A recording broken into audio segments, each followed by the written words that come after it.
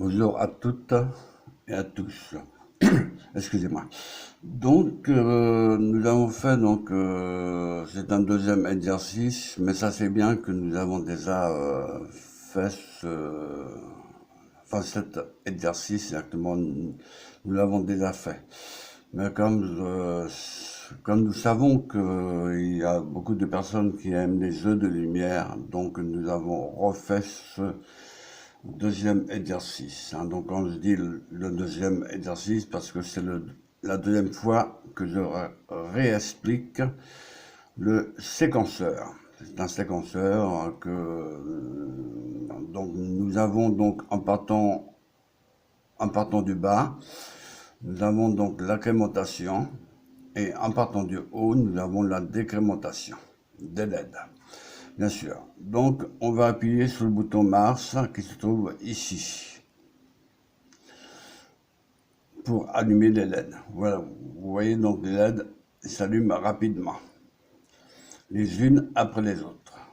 Voilà, on va les mettre à 500 millisecondes. Donc là, sont allumées les unes après les autres d'un intervalle de 500 millisecondes.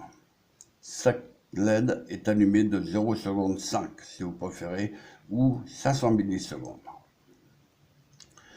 Donc pour accélérer les LED, il suffit de cliquer sur le bouton, sur le deuxième bouton poussoir, et vous voyez donc les LED s'allument de plus en plus vite. Donc de bas vers de haut vers le bas, et de bas vers le haut, on décrémente, on incrémente, on décrémente et on incrémente, et ainsi de suite, afin que les LED ne puissent pas s'éteindre.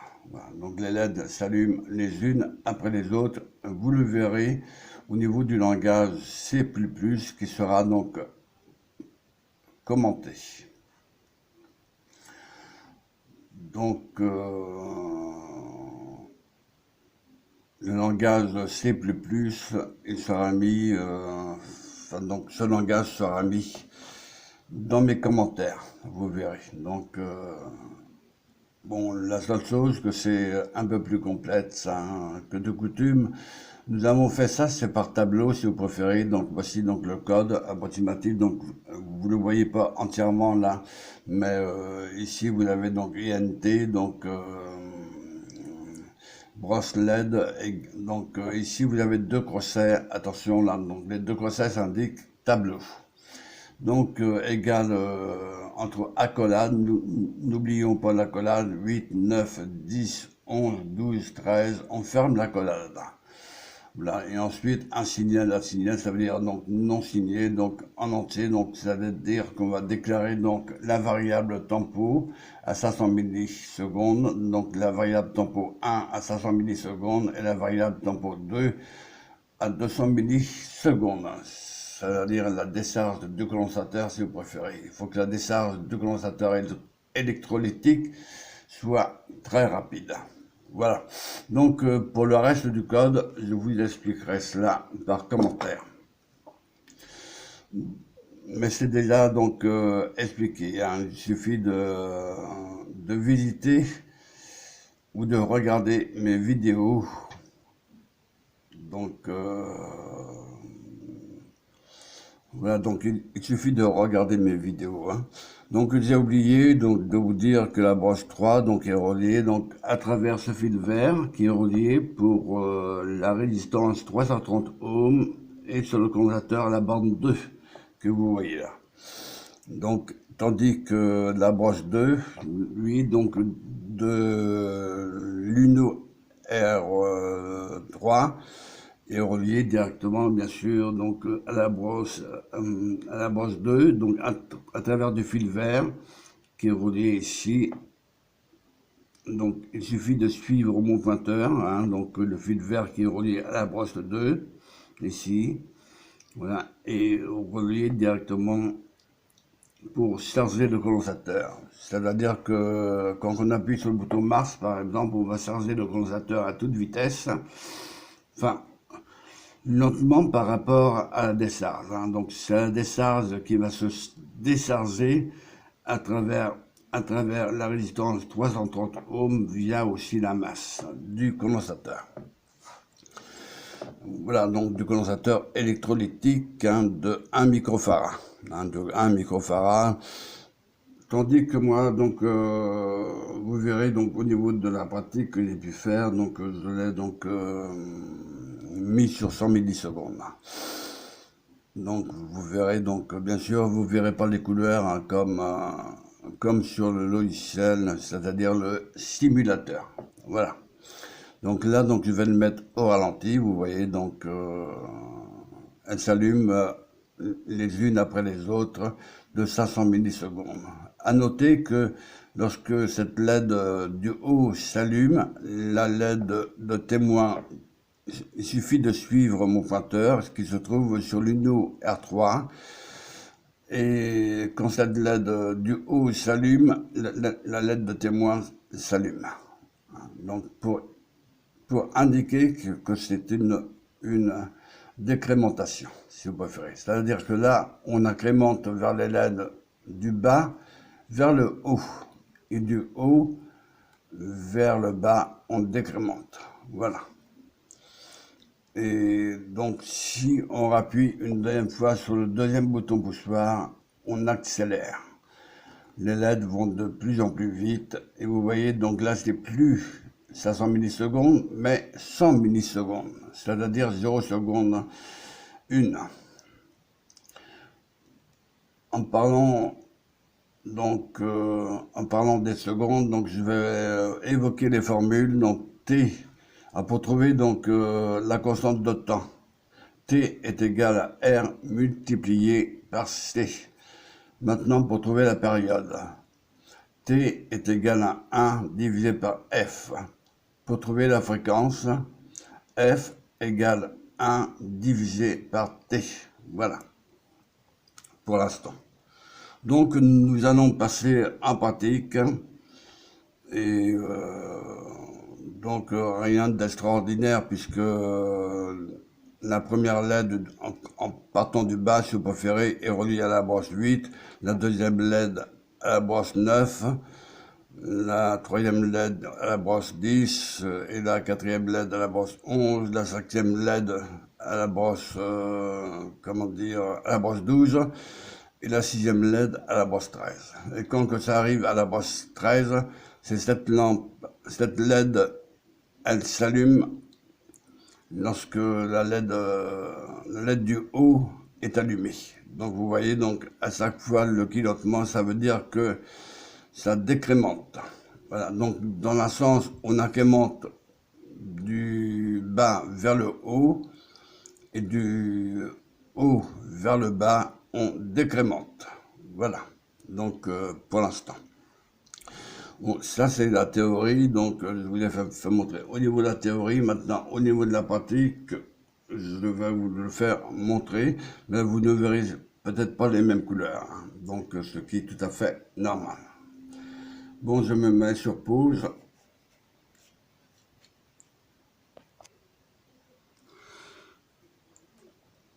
Voilà, donc nous voici. Donc là, nous avons pas mal de fils qui sont un peu en vrac. Donc ici, nous avons mis, donc je vais prendre un crayon noir pour commencer. Donc nous avons mis ici, donc à côté, des condensateurs, là c'est pas des condensateurs électrolytiques, mais c'est pas des condensateurs, hein, donc je me répète, excusez-moi, c'est pas des condensateurs électrolytiques hein, au total, mais des condensateurs électrochimiques, là cette fois-ci. Donc nous avons donc un bouton jaune qui se trouve ici, le bouton jaune pour à l'arrêt, donc le bouton poussoir jaune, de couleur jaune, et le bouton poussoir de couleur bleue pour allumer, pour accélérer, excusez-moi, pour accélérer donc les LED qui se trouvent ici. Donc on va les mettre en face. Voilà, donc vous ne verrez pas donc la même couleur hein, que les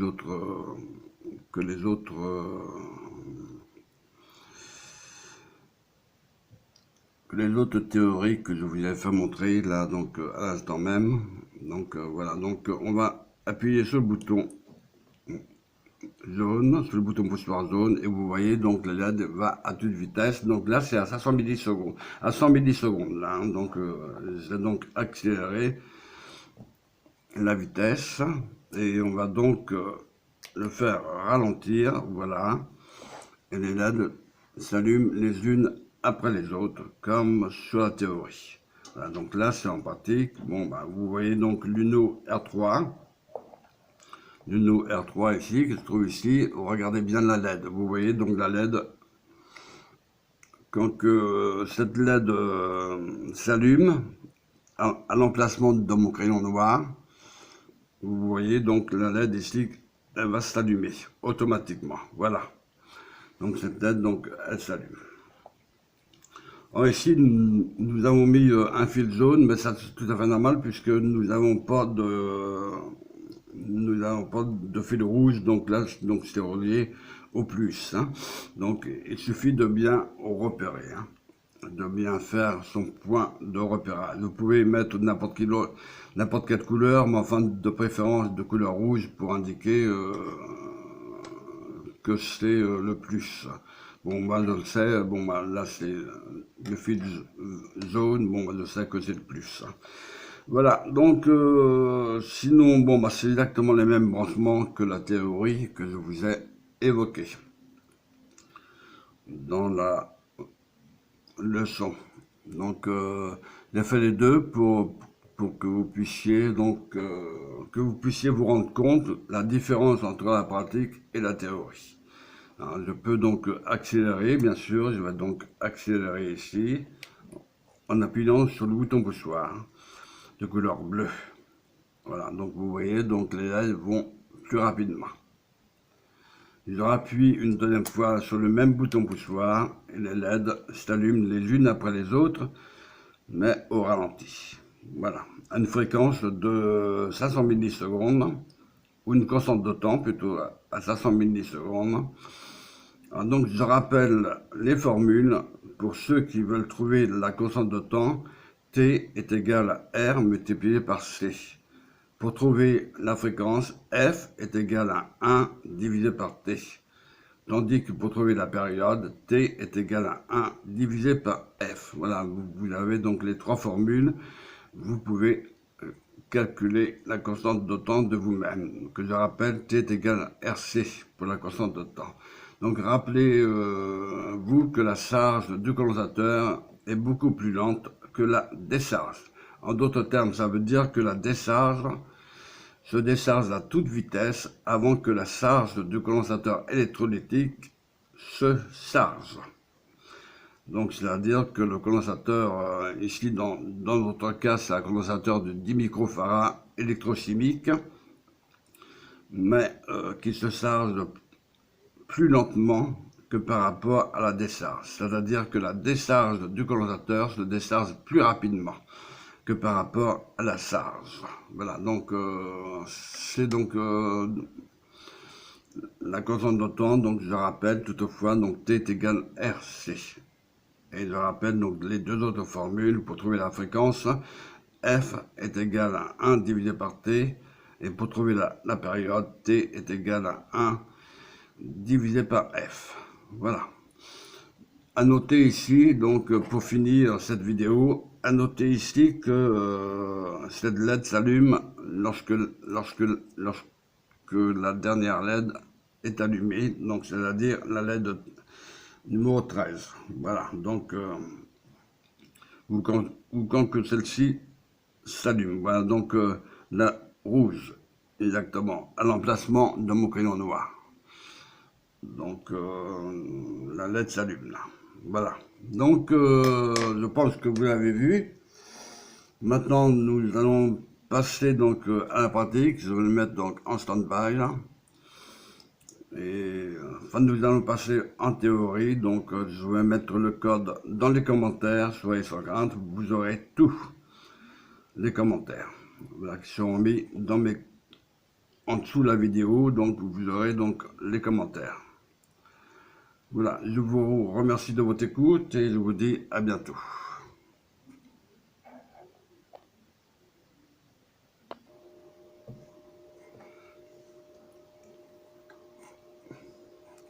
Alors bonjour, donc nous avons branché le condensateur électrolytique ou, ou électrochimique sur le scope. Donc regardez bien, lorsque j'appuie sur le bouton poussoir de couleur jaune, on voit nettement les parasites lorsque je relâche le bouton. Ici vous voyez donc la courbe exponentielle, je vais le mettre, donc je vais faire une capture, voilà. Nous avons fait une capture. Nous avons ici la courbe exponentielle de charge, bien sûr. Et ici, nous avons ici sur le coin de rebord, ici, enfin sur le rebord, vous avez des petits parasites. Vous voyez, donc s'il fallait que j'alimente un autre circuit sensible, bah, le circuit ne pourra pas fonctionner avec ces parasites là.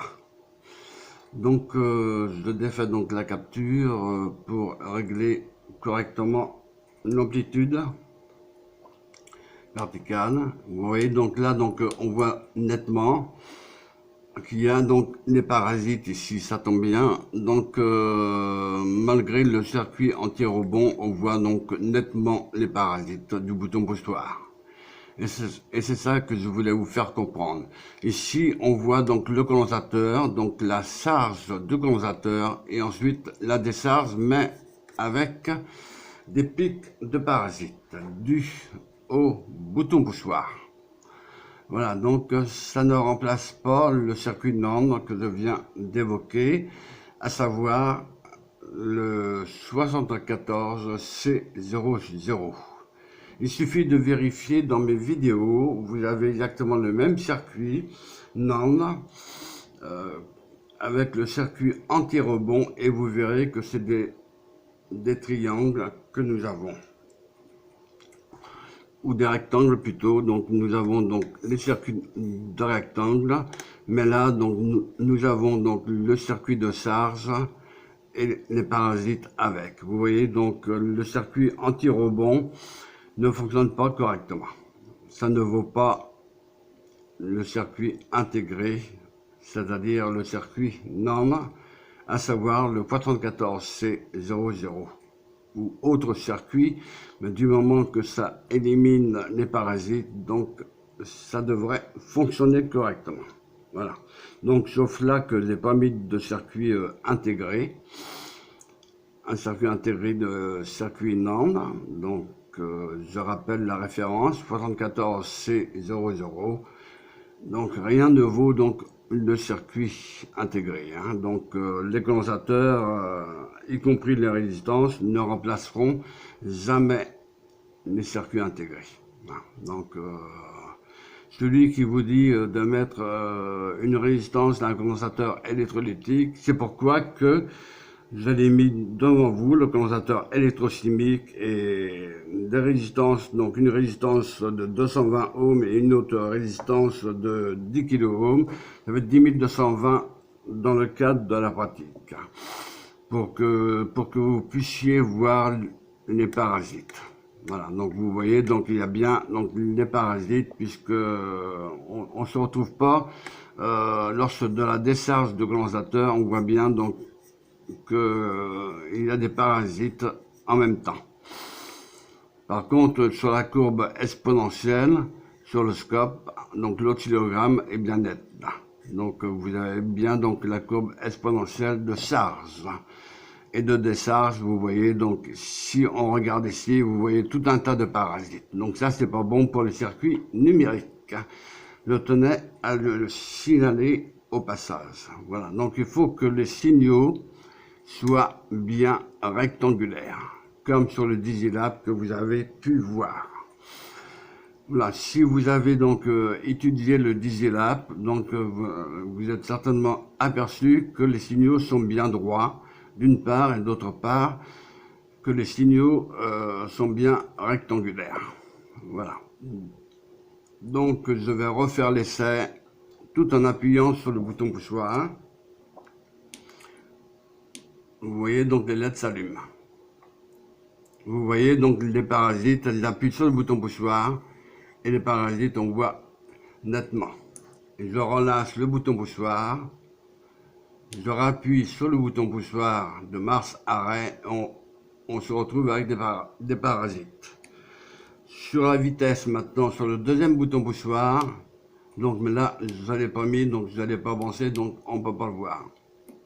Même si je règle mon scope, on ne peut pas le voir. Non, je suis presque au mini, donc enfin presque au maximum. Donc vous voyez, donc même quand que je dilate donc la trame, par exemple, donc je vais donc essayer de voilà de calibrer correctement. Voilà, donc là j'appuie sur le bouton Mars arrêt et on voit donc nettement la courbe exponentielle. Voilà, donc maintenant que c'est petit, donc on va le mettre en plus grand. Voilà, vous voyez, je l'ai mis donc en amplitude assez grand, donc de façon à pouvoir le voir. Voilà, donc vous voyez donc ici là les parasites, donc c'est pas bon. Voilà, alors si vous alimentez d'autres circuits avec ces signaux là, je peux vous certifier que ça ne fonctionnera pas. Voilà, donc ça je peux vous certifier. Voilà, donc ceci étant dit, donc vous voyez, lorsque j'appuie sur le bouton poussoir, nous avons bien donc les parasites. Là, je vais faire une capture pour voilà. Donc là, trop tard parce que donc ça a été plus vite que moi. Voilà, donc là j'ai fait une capture et vous voyez donc là on va commenter. On voit bien le signal rectangulaire ici, mais accompagné des parasites.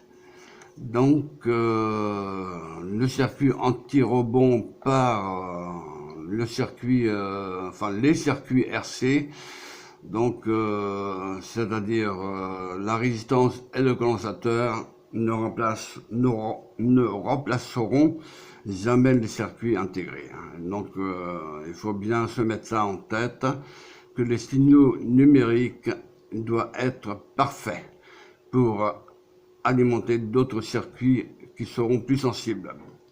Par exemple, s'ils alimentent un autre circuit de fermeture d'une serrure, par contre, donc les parasites risqueraient de créer un dysfonctionnement. Donc tous ces parasites que vous voyez là, c'est dû au condensateur électrolytique ou électrochimique, c'est exactement pareil. Voilà ce que je voulais vous faire comprendre par rapport au circuit intégré. Donc là, donc je rappuie dessus pour vous indiquer bien que vous voyez donc les LED s'allument. Je pense que non, vous pouvez pas le voir là. Donc vous voyez donc voilà. Donc là on le voit nettement. Voilà. Donc là on voit nettement que les signaux sont déformés. Rien que pour essayer d'éliminer les parasites, et en définitive on n'élimine pas, puisque on va donc plutôt atténuer les parasites avec les circuits RC. Donc je rappelle la formule T est égal R multiplié par C. Pour trouver la fréquence, F est égal à 1 divisé par T, et pour trouver la période, 1 est égal, enfin T, pour trouver la fréquence, F est égal à 1 divisé par T. Et pour trouver la période, c'est T est égal à 1 divisé par F. Voilà, donc. Et pour trouver la constante de temps, T est égal à RC. Voilà, donc ce que je voulais vous faire montrer, donc on voit bien que donc on va dilater donc la rame un peu plus. Voilà, donc on voit bien donc la charge de condensateur ici, mais après donc accompagné avec des parasites. Voilà ce que je voulais vous faire montrer. Dans la vie, il faut savoir bien calculer ces composants. Donc, comment dire, un circuit RC ne peut remplacer un circuit intégré. Dans un circuit intégré, ce que je viens d'évoquer, donc je répète, donc 74C00, c'est un circuit intégré NAND. N-A-N-D. Ça veut dire non et. Donc ça ne pourra jamais, si vous préférez. Voilà, donc vous voyez, donc là il y a tous les signaux là de parasites là. Donc si je commande un autre circuit, ça ne pourra pas fonctionner. Ça je vous garantis d'avance. Voilà, parce que les signaux ne sont plus rectangulaires. Là. Voilà ce que je voulais vous dire. Voilà, donc là, je me suis branché aux bornes du condensateur pour vous faire montrer. Voilà. Et aux bornes du bouton d'arrêt. Arrêt marche. Du bouton poussoir. Voilà. Donc là, donc vous voyez, donc j'appuie sur le bouton poussoir et vous voyez donc tous les parasites qu'il y a. Voilà.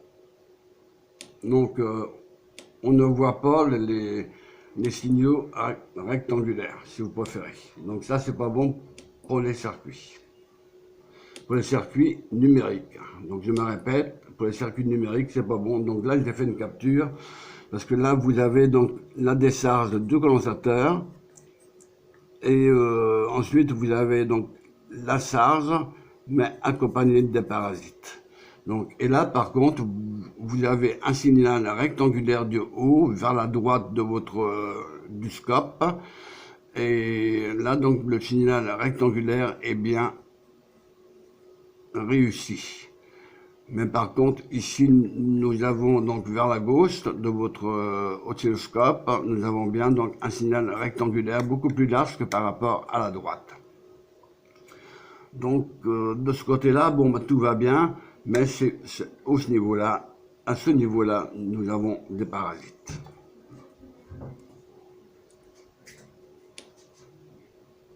Voilà. Donc, vous voyez, donc ici, vous avez des parasites automatiquement sur le scope.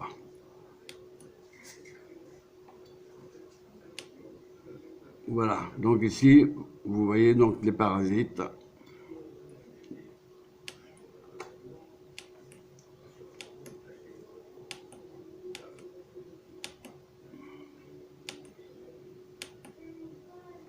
Voilà, donc ici vous voyez donc la décharge exponentielle, et ensuite nous avons des parasites. Donc le circuit RC ne vaut pas un circuit intégré, hein. Donc c'est préférable de mettre un circuit intégré NAND, par exemple le 74C00. Donc là vous aurez automatiquement les signaux rectangulaires, et que là ils ne sont pas rectangulaires, puisqu'ils sont accompagnés avec les parasites. Si je veux alimenter d'autres circuits numériques, il y aura donc un dysfonctionnement dû au condensateur électrochimique. Voilà. Bon, ceci étant dit, donc je vous laisse bien donc regarder donc cet oscillogramme qui n'est pas formidable, bien sûr, hein, pour moi il est imparfait, donc il sera incapable de pouvoir commander les autres circuits numériques. Ce que je voulais vous faire comprendre par rapport au circuit intégré, le 74C00, par rapport au Digilab que vous avez déjà vu. Donc il suffit de regarder dans mes vidéos et vous trouverez donc le Digilab qui est intitulé circuit anti-robot. Voilà, je vous remercie de votre écoute et je vous dis à bientôt. Donc je continue juste un petit peu pour vous faire montrer. Voilà, donc là je mets une capture. Donc ici il y a juste une petite parasite, enfin un parasite ici. Donc c'est un signal parasitaire, si vous préférez, et le signal parasitaire donc ne va pas, puisque nous avons quand même un signal rectangulaire que nous devons avoir ici, que ce soit du côté gauche ou du côté droit de votre écran. Ici nous avons bien donc un signal rectangulaire, mais accompagné des parasites. Donc ce n'est pas bon. Voilà ce que je voulais vous faire comprendre. Donc je recommence, j'appuie, donc voilà, donc là on voit bien les parasites accompagnés. Donc tout ceci n'est pas bon. Voilà, donc je ne pourrais donc en aucun cas commander d'autres circuits, par exemple un circuit robotique, etc., etc. Je ne pourrais pas. Voilà, parce que je n'ai pas mis vraiment un circuit anti-robot. Donc le circuit RC, donc je répète donc la formule, T est égal à R, T est égal à R multiplié par C. Voilà. Et pour trouver la période, T est égal à 1 divisé par F, et pour trouver la fréquence, F est égal à 1 divisé par T. Voilà.